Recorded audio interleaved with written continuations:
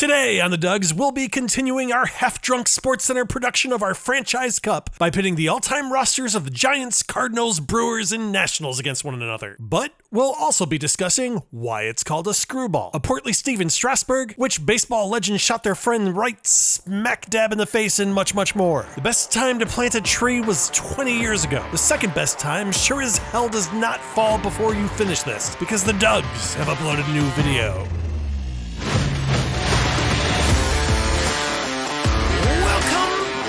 To the Dugs, where everything we do is an excuse to tell a lot of baseball stories and a lot of jokes. We're going to kick things off with a familiar NL Central matchup between the Brewers and the Cardinals. The Cardinals are going with their biggest name out on the mound in Bob Gibson, but in the bottom of the second, Robin Yount bets you've heard of him as well. He'll kick things off with a solo shot for the Brewers, and they're out to an early 1-0 advantage. Speaking of shots, fun fact, Yount once managed to shoot former Cubs and Brewers manager Dave Swaim while hunting quail. Dave was okay and took a few pellets to his back and ear, but he was coaching the Cubs at the time, were well on their way to a 100-loss season, and so it was only the second worst thing that happened to him that year.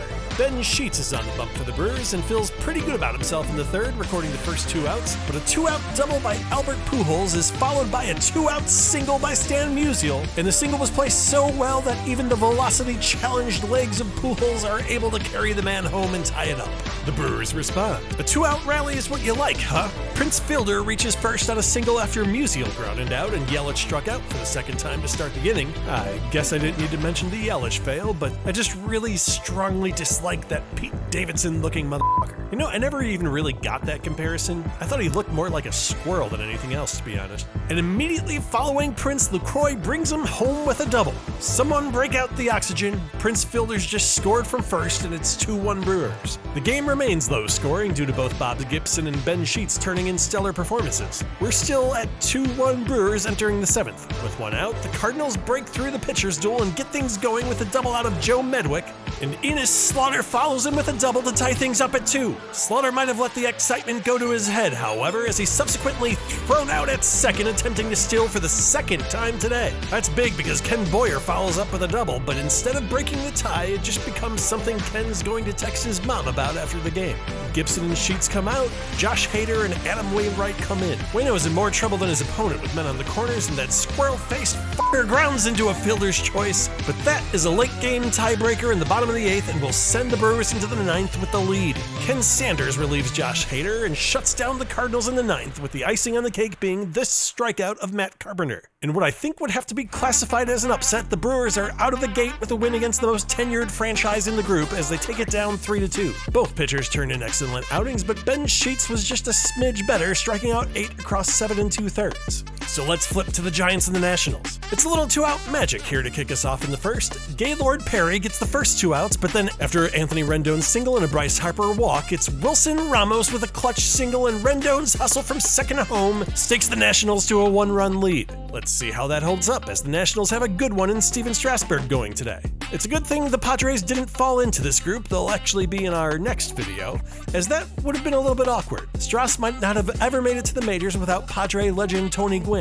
Strasburg had a hype machine surrounding him prior to being the obvious top pick in the draft, but it wasn't always that way. In his junior year of high school, he turned in a 1-10 record. He improved, but his first collegiate pick in Stanford shot him down, and so he ended up at San Diego State because his parents had gone there. Who turns down Steven Strasburg? Well, a lot of people had their doubts, as he initially weighed in at 250 pounds, rarely got through a workout without tossing his cookies, and was given the complimentary nickname of Slothberg by the strength and conditioning coach. Before he fell in love with college baseball, he reportedly fell in love with the California burrito from Estrada's, which among several other items had french fries just wrapped right up in there. The frequent mid-workout vomit sessions must have been epic, but Gwynn, who was the head coach at San Diego State at the time and knew a thing or two about weight fluctuation, didn't give up on him and essentially became a second father to him as Strauss went through what would make for a really obvious montage and became the trained but gimpy killer that he is today. The Giants heard my story and they're not all that impressed. They get runners on the corners and Jim Ray Hart will tie the game up with a single of his own. Later that inning, McCovey, the person, not the body of water, is on third. Jeff Kent gets a deep fly ball out to center, but Victor Robles says Victor Nobles. That's a hell of a throw to deprive Jeff Kent of an RBI. Let's see what Kent thinks about that. This just sucks. Thanks, Jeff. That's fine. Productive outs are kinda Jeff Kent's thing. Jim Ray Hart is on third this time after going 2 for 2 in the fourth, and Jeff Kent breaks the tie with a little fielder's choice, and so it's 2-1 Giants. And then things cool down a bit, so we have ourselves a nail biter here in the sixth. You know who can't stand that habit? Brandon Crawford says COVID hasn't totally disappeared, you idiot. Get your damn fingers out of your mouth. He brings home 3 with this home run, and that blows the game wide open and makes it 5-1 Giants. And Crawford's not quite sure you heard him the first time, so he repeats himself in the 8th. How's that a start to the turning? Crawford hits his second dong of the day, and even though the Nationals pull one back, the Giants will open the round with a 4-run win. That early run is the only one that Gaylord Perry surrendered, going 6 2/3 and striking out 9. Strasburg didn't measure up to the story I told earlier, going 5 innings and surrendering 10 hits and 5 earned runs. I can only assume someone snuck some tacos into the locker room. The story of the game is clearly Brandon Crawford, but we were calling Jim Ray Hart's name quite a bit as well, as he went 3 for 4 with 2 runs scored and an RBI. Moving on. With their loss to the Brewers in their first game, the Cardinals are likely going to need a win here to stay in the top 2 conversation. But this isn't the start they had envisioned, as Bryce Harper brings home Rendon with a double in the first.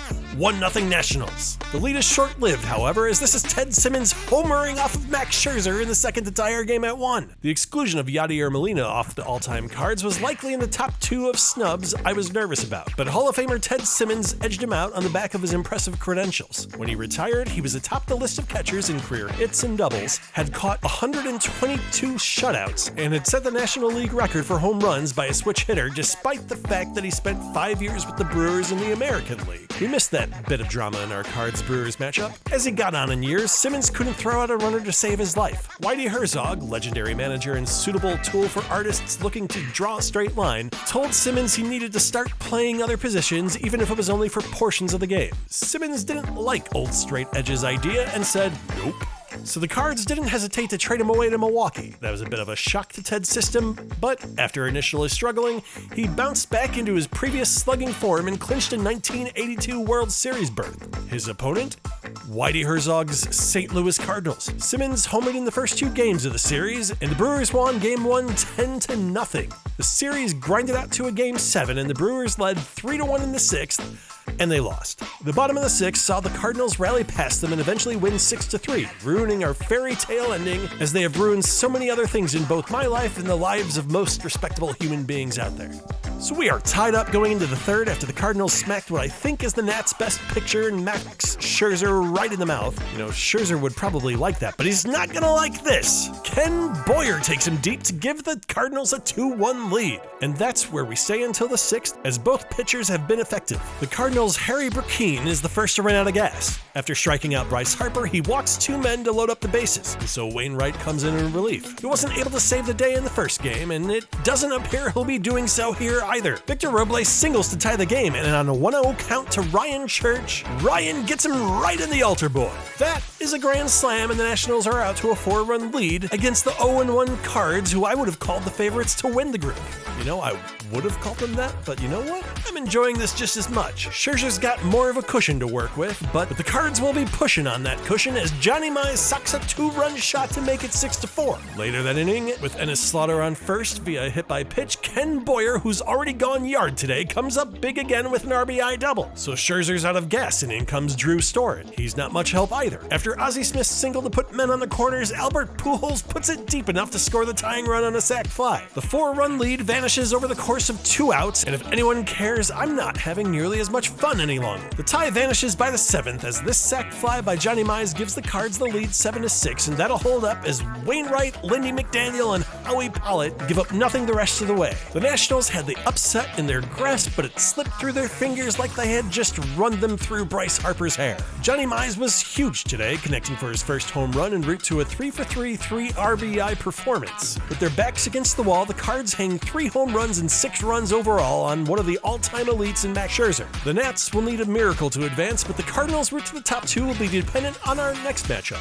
It's Tim Lincecum on the mound for the Giants as they take on their fellow 1-0 team in the Brewers. Timmy is off to a rough start in the first. Without recording an out, the bags are loaded after 2 walks and a single. He gets everybody's favorite baseball player Ryan Braun out on strikes, but Cecil Cooper singles to score 2, and it's an early 2-0 lead for the Brewers. That score holds until the top of the 5th as the Giants' Lincecum settled down a bit, while the Brewers' Brandon Woodruff has been rolling from the get-go. Still, the 4 walks in 4 innings has tuckered our poor Timmy out, so Matt Cain comes in for the Giants with runners on first and second, and Jonathan Lucroy is able.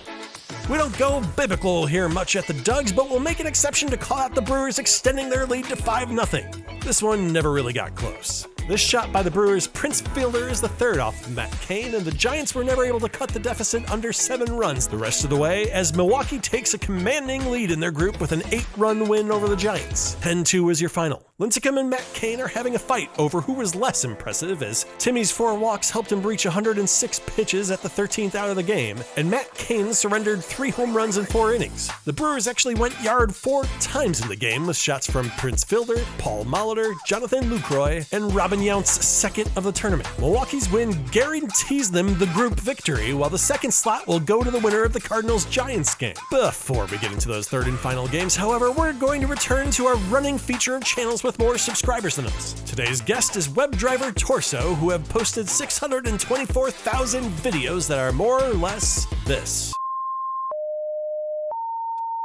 Yep, that's it. The internet scrambled to find out some hidden meaning in the rectangles, only to find out that the creators were using these simple animations as video tests. That didn't seem to flatten their popularity, however. These tests have racked up 227,000 subscribers to my 470. Don't let the Dugs disappear into this weird shadow, and get yourself a free subscription to stay in the loop when we release new videos. Hit that like button and leave us some feedback on what you want to see in the comments, and we'll be more than happy to reply to you. Those actions are the quickest way to make the Dugs a thing and help other people find our channel. Back to the action. Nothing on the line in this first game except maybe a little pride in seeding in the next round for the Brewers, but some of these players were reincarnated for this tournament, so the least we can do is play it out. Bryce Harper singles off the Brewers' Teddy Higuera to stake them to an early 1-run lead. No one wants to wear the 0-3 cone of shame. And nothing has really worked for the Nats thus far, so they got crazy and put in an opener in Tyler Clippard. It looked like a good decision in the first, but here in the second, Cecil Cooper goes yard. Okay, maybe he should have limited the opener at 1 inning, so let's get our starter Joe Ross in there. First batter he sees, Big Daddy Prince hits his second dinger of the tourney, and the Brewers aren't even close to done. A double off the bat of Ricky Weeks Jr. makes it 3-1. A triple off the bat of Robin Yount makes it 4-1. And a double off the bat of my BFF Christian Yelich makes it 5-1. Nationals aren't laying down, however. Anthony Rendon connects in the bottom of the third for a 2-run home run, and 1 inning later, Trey Turner leads off with one of his own, and so it's a 1-run ball game. Both pitchers settle in to cool off the fireworks until the 7th, when, hooray, Christian Yelich hits a home run to give the Brewers a 2-1 edge. And I think the Brewers are just showing off entering the 9th. He hasn't had a stellar day, but Teddy Higuera is staying in for Milwaukee to attempt to finish out this game. He lives up to the task and wraps the whole thing up by getting Adam LaRoche to ground out into a double play. Might have been his notorious screwball. Never really got the name of the screwball. The names of the other pitches more or less describe their motion, but the ball's not screwing on the way to the plate. I tried to turn up the source of the pitch's name, and I think it more or less comes from calling the pitch screwy, but that's kind of a non-answer. Why is anything screwy? It appears that being screwy was initially a way to describe a British drunk person in the 1830s. In addition, the sport of cricket beat baseball to the table when it came to describing the spin of a ball, when the term screwball showed up there. Right around the time the term made its baseball debut, the genre of the screwball comedy was born, credited to the 1930s movie star Carole Lombard. And how was Carole Lombard discovered? Reportedly, a director was looking for a young tomboy when they stumbled upon Carole Lombard playing the sport of baseball. Time is a flat circle, or a ball, a screwball. Anyhow, 6-4 Brewers is your final, and a perfect 3-0 record for the Brewers with a +11 run differential has to land them as one of the top seeds in the next round. It's time for the main event, Giants-Cardinals. Loser goes home, winner will be playing at least one more game. Dizzy Dean's going for the Cards, and on the first pitch of the ball game, Chili Davis goes yard, and the Giants take the early lead 1-0. And don't look now, it's 2 packs back. I'm sorry, it's back-to-back. Jax, that is. Orlando Cepeda makes it 2-0 before an out is even recorded, and Dizzy might be shook. He ends up walking the next 2 guys in Bonds and Willie Mays, but on the flip side, he gets Willie McCovey and Buster Posey out on strikes. So it's up to Jim Ray Hart, and he does his Jim Ray part. That is a 3-run home run, and the Giants will enter the bottom half of the first up 5. Is that a big enough edge to get the Giants to the next round? Well, Maybe not. In the bottom half, Roger Hornsby doubles to score 2, and it's that guy Ted Simmons again, adding a double of his own to make it 5-3. Joe Medwick follows them with a single, and it's 5-4. And a Slaughter adds one of his own and brings home the collective 10th run of the first inning. So just a little bit after we've started, we're right back where we, started. And did we bring back the wrong Dizzy Dean? It's a pretty uncommon name, but if dizzy is used as an adjective, it could describe 2 different guys I knew from college with drinking problems. This is Jeff Kent breaking the tie with a solo home run, 6-5 Giants. So on to the bottom of the second, and Pujols is already doubled. This is Rogers Hornsby with an RBI single, and we're now tied at 6. Old McDonald must have had a love for insurance fraud because this one looks like it's going to be a barn burner. Both starting pitchers are out by the 4th inning, and the Cardinals' Jesse Haynes is not providing much relief. It's Brandon Crawford with yet another dinger to give the Giants a 7-6 lead. He's the first player in this tourney to hit the 3 home run mark.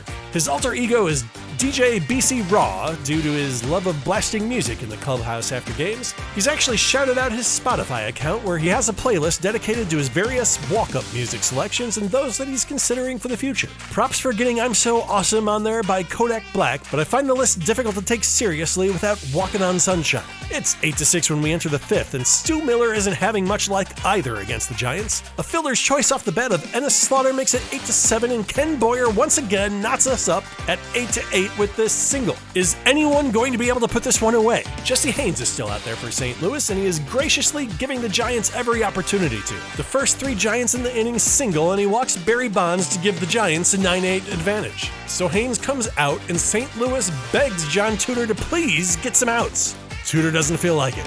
This single by Willie McCovey scores 2, and Buster Posey follows with a single of his own.